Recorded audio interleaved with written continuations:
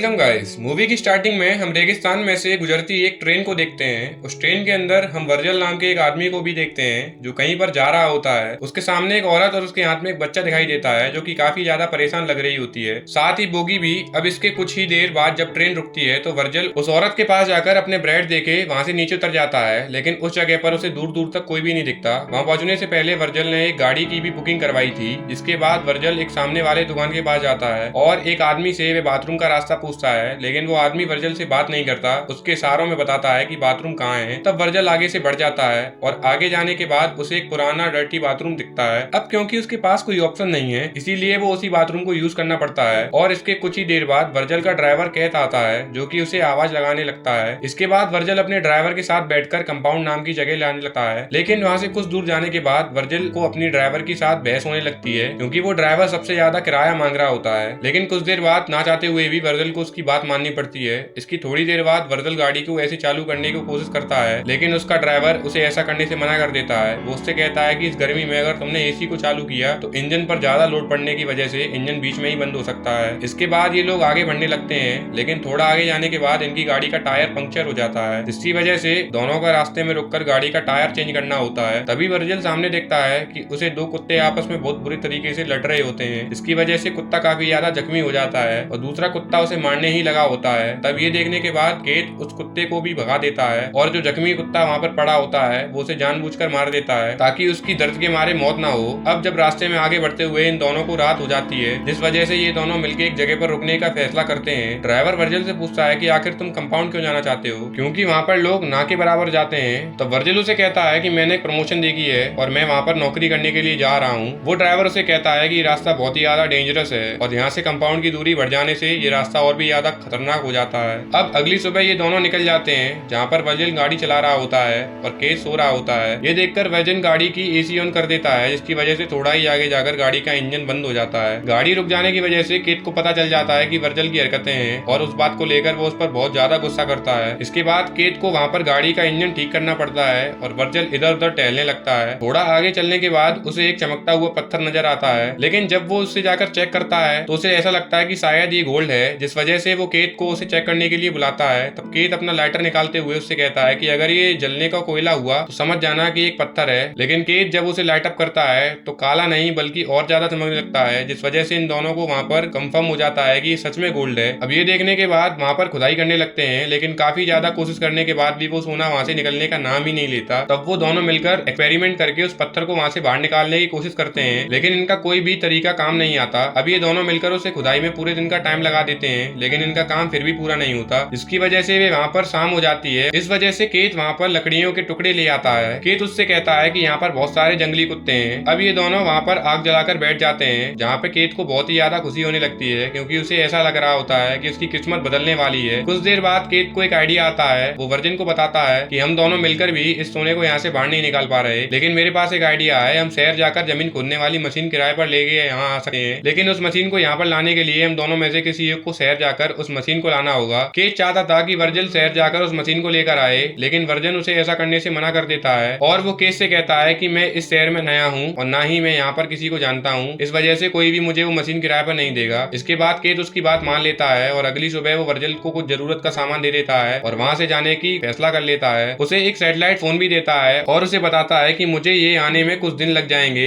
इसके बाद वो वहाँ से अपनी गाड़ी लेकर निकल जाता है। केट के जाते ही वर्जिल वहाँ पर एक टेंट बनाता है ताकि वो वहाँ पर रह सके और रात होने से पहले जल्दी ही वो लकड़ियाँ जमा करने लग जाता है। लेकिन रात होने के बाद जब वो खाना खा रहा होता है तब उसे कुत्तों के भौंकने की आवाज सुनाई देती है, जिसके बाद उसे बहुत ज्यादा डर लगने लगता है। अगली सुबह वर्जिल की आंख खुलती है तो वो फ्रेश होने के लिए जाता है। तभी अचानक उसका फोन बजने लगता है, लेकिन इससे पहले कि वो फोन को उठा पाता तब तक फोन कट जाता है। अब जब वो एक जगह पर बैठे बैठे काफी ज्यादा बोर हो गया था, जिस वजह से वे अपने बैग को लेकर इधर उधर घूमने लगता है और ये एक ऊंची जगह पर पहुंच जाता है। तभी सामने से एक एरोप्लेन नजर आता है जो कि बहुत बुरी हालत में होता है। वहां जाने के बाद ये सोचता है कि ये मेरे रहने के लिए एक अच्छी जगह है, लेकिन उसको सोने की भी रखवाली करनी होती है, जिसकी वजह से वो एरोप्लेन के कुछ टुकड़ों के उठाकर अपने साथ ले आता है। वहां से सामान लाने के बाद वो काफी ज्यादा थक जाता है, जिसके बाद वो सीधा अपने टेंट में आकर सो जाता है। लेकिन थोड़ी देर बाद तेज धूप होने की वजह से उसकी आंख खुल जाती है और वो सोने के पास जाकर बैठ जाता है। अब कुछ ना होने की वजह से वह खुद से ही गुनगुना कर बातें करने लगता है। इसके थोड़ी देर बाद उसे ख्याल आता है कि वो पत्थर की मदद से सोने के टुकड़े को तोड़ सकता है। इसे तोड़ने में वह कामयाब भी हो जाता है, लेकिन तभी उसे केट का कॉल आता है जो कि उसे बताता है कि इंजन की हीटिंग में वो रास्ते में ही उसकी गाड़ी खराब हो गई है, जिस वजह से आने में थोड़ा और टाइम लग सकता है। तब वर्जल उसे खुशी से बताते हुए कहता है कि मैंने यहाँ पर सोने का एक टुकड़ा तोड़ लिया है। इसके बाद केस उसे कहता है कि मैं जितनी जल्दी हो सके वहाँ पर आने की कोशिश करूंगा। अब एक बार फिर से रात हो जाती है। वर्जल वहाँ पर आग जलाकर बैठ जाता है, लेकिन तभी वो जंगली कुत्ते उस पर हमला करने की कोशिश करते हैं, लेकिन वर्जल आग की मदद से उन कुत्तों को भगा देता है। अगली सुबह जब वर्जल सोकर उठता है तो बैठकर पानी पी ही रहा होता है, लेकिन तभी इसकी तरफ एक सांप आने लगता है। उसे देखने के बाद वर्जल उसे मारने की कोशिश करता है, लेकिन वो सांप वहाँ से भाग जाता है और उस चक्कर में वर्जल का पानी भी गिर जाता है। हम अगले सीन में देखते हैं कि वर्जल एक बार फिर से उसी एरोप्लेन के पास जाता है ताकि उसके कुछ और टुकड़े लेकर ये तेज धूप से बच सके, लेकिन तभी उसे सामने से कोई आता हुआ दिखाई देता है, जिस वजह से वो एरोप्लेन के अंदर छुप जाता है। जब वो आदमी वर्जल के पास आकर उसे बाहर निकालने के लिए कहता है और कहता है कि ये मेरे छुपने की जगह है, वो वहाँ से बाहर निकलने के बाद वर्जल को पता चलता है कि वो एक औरत है। तब वो औरत वर्जिन को खाना और पानी देने की कोशिश करती है, लेकिन वर्जल किसी भी बात को जवाब नहीं देता। वो औरत उसे सवाल पे सवाल पूछने लगती है, जिससे वर्जल परेशान होकर वहाँ से निकलने लगता है, लेकिन वो औरत उसके पीछे आने लगती है, जिसके बाद वर्जल उस पर गुस्सा करने लगता है और उससे कहता है कि तुम मेरे काम में दखलंदाजी मत करो। तभी उस औरत को वर्जल का कैंप दिखाई देता है, जिस वजह से गुस्से में आकर वो उस कैंप को तोड़ने लगती है और वो बार बार गुस्से में आकर वर्जल को वहाँ से जाने की कहती है। ये देखने के बाद वर्जल और भी ज्यादा गुस्से में आ जाता है और वो जाने अनजाने में उस औरत को मार देता है। इसके बाद उसके बैग को चेक करने लगता है ताकि जरूरत का सामान उसके बैग से निकाल सके। वो उसकी बॉडी को पास ही में जाकर दफना देता है। अब इसके कुछ ही देर बाद वहाँ पर एक कुत्ता आता है जो कि उस औरत की बॉडी को उस कब्र से बाहर निकाल लेता है। अब वर्जल के पास कोई ऑप्शन नहीं होता तो वो उस औरत की बॉडी को ले जाकर कहीं जला देता है। ये सब देखने के बाद वर्जल की आंखें में पानी आने लगता है, क्योंकि कहीं ना कहीं वो ऐसा करना नहीं चाहता था। इसके बाद अगली सुबह जब वर्जल सो के उठता है तो उसे कैद का फोन आता है। वो उसे बताता है कि मशीन मिल चुकी है, लेकिन मशीन का वजन ज्यादा होने की वजह से उसे आने में थोड़ा टाइम और लग सकता है। अब ये सुनने के बाद वर्जल काफी ज्यादा परेशान हो जाता है, जिस वजह से कैद उसे मोटिवेट करता है। तभी वर्जल के सामने एक गाड़ी जाते हुए दिखाई देती है, लेकिन सोने के लालच में वर्जल वहां से नहीं जाता। इसके बाद शाम हो जाती है और फिर से वर्जल रात के लिए लकड़ियां जमा कर लेता है, लेकिन तभी उसके सामने एक बहुत बड़ा तूफान बनता हुआ दिखता है, जिसे बचने के लिए वो अपने कैंप की तरफ भागने की कोशिश करता है, लेकिन उसका कैंप का सारा सामान उस तूफान में उड़ जाता है। वो अपनी जान बचाने के लिए वहीं से भागता रहता है। तभी अचानक एक लकड़ी की टहनी उसके पेट के अंदर घुस जाती है। जब अगली सुबह वर्जल की आंख खुलती है तो वो लकड़ी उसके पेट में घुसी हुई होती है, लेकिन इसके बाद वर्जल उस उम्मीद में जी रहा था कि सोना बेचने के बाद उसकी जिंदगी बदल जाएगी। अब तूफान आने की वजह से वह पूरा एरिया मिट्टी में भर चुका होता है, जिस वजह से वह पागलों की तरह उस सोने वाली जगह पर ढूंढने लगता है। कुछ देर बाद ढूंढने के बाद वो सोने वाली जगह मिल जाती है, जहाँ पर वर्जल बैठकर अपने पेट से वो लकड़ी निकालता है। इस लकड़ी की वजह से उसे काफी ज्यादा पेन हो रहा होता है और ब्लीडिंग भी काफी ज्यादा ही हो रही थी, जिस वजह से वो स्टील की चीज को गर्म करता है और अपने जख्म पर लगा लेता है ताकि उसके जख्म पर कोई भी इन्फेक्शन ना हो। लेकिन लगातार भूख और प्यास की वजह से वो वहीं पर बेहोश हो जाता है। लेकिन बाद में जब उसकी आंखें खुलती हैं तो उसे ऊपर एक औरत दिखाई देती है, जिसके हाथ में एक बड़ा सा भाला होता है। उस औरत को देखने के बाद वर्जल को ऐसा लगता है कि ये वही औरत है जिसे उसने मारा था। औरत उसको पानी देकर वहाँ से निकल जाती है। इसके थोड़ी देर बाद वर्जल का केत का फोन आता है और वो कहता है कि मैं थोड़ी देर में तुम्हारे पास पहुंचने वाला हूँ। लेकिन थोड़ी देर में वो औरत भी वहाँ पर पहुंच जाती है, जो कि वर्जल की मदद करना चाहती थी, लेकिन सोने वाली बात को वर्जल सिर्फ राज रखना चाहता था। इस वजह से वो औरत को वहाँ से जाने के लिए कहता है। इसके बाद वो औरत उससे कहती है कि मुझे तुमसे कुछ चाहिए नहीं, मुझे बस ये बता दो कि तुमने क्या मेरी बहन को देखा है। लेकिन तभी वर्जल वहाँ पर उठकर देखता है कि मेरी चारों तरफ एक जंगली कुत्तों ने उसे घेर लिया है, जिस वजह से वो जल्दी से केत को फोन लगाता है और रो रो कर उसे जल्दी आने को कहता है। दूसरी तरफ से कैद बोलता है कि मैं जल्दी ही तुम्हारे पास पहुंचने वाला हूँ। लेकिन हमें अगले सीन में देखते हैं कि कैद जो कि बगल में ही बैठकर उसे दूरबीन से देख रहा होता है। अब देखते ही देखते वो सारे जंगली कुत्ते वर्जन को नोच नोच कर खा रहे होते हैं और ये देखने के बाद कैद अपनी मशीन को लेकर वहाँ पर पहुंच जाता है, जहाँ पहुंचकर वो वर्जन की लाश को देखता है और यहाँ पर हमें इसके इरादे के बारे में पता पड़ जाता है। और तभी वे गाड़ी के पीछे से कुछ लाने जाता है और जैसे ही आगे की तरफ मुड़ता है एक तीर सीधा उसकी छाती में आकर लगता है। तब केत इधर उधर देखने की कोशिश करता है उसे किसने मारा है, लेकिन हमें यहाँ पर पता पड़ता है कि केत को उस औरत ने मारा होता है जो कि वर्जल के पास अपनी बहन को ढूंढने के लिए आई थी। उसे वर्जल के बिहेवियर में शक हो गया था और उसे सोने के बारे में पता पड़ गया था, इस वजह से उसने केत को भी मार दिया था। इसी के साथ इस मूवी का एंड हो जाता है। अगर मूवी पसंद आई हो तो एक लाइक और सब्सक्राइब जरूर करें।